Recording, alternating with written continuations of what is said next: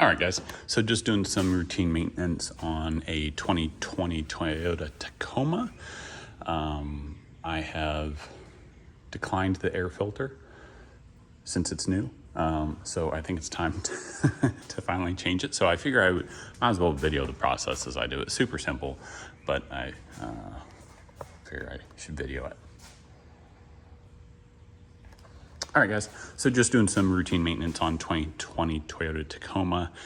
I don't think I've ever put a new air filter in this, honestly, so I think it's time, and I figure I might as well video it as I do it. So let me set the camera up and we'll get to it.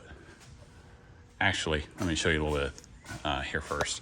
So this is where the engine filter is. Has two little clips, one there, one on the opposite side. It just kind of fits underneath.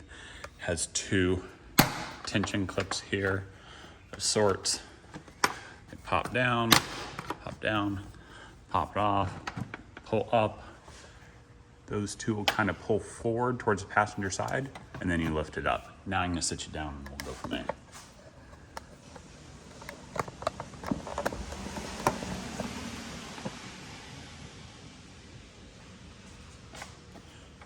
All right, so I'm hoping this does not fall off, the little janky camera stand I have, but we'll see.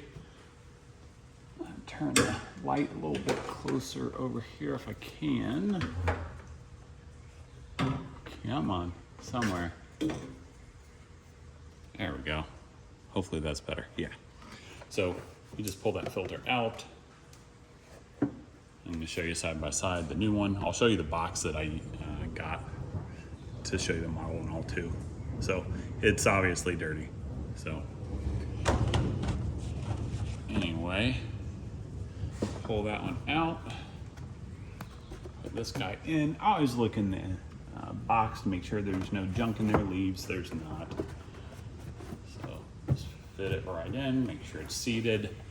Get those two tabs. Can't see because my big arm's in the way. Right there. Just stick them underneath. Get it some pressure so the bottom locks in. Make sure the top is seated. Put these tabs back over. They hook at the bottom right there. It's like a little claw. Same thing on this side.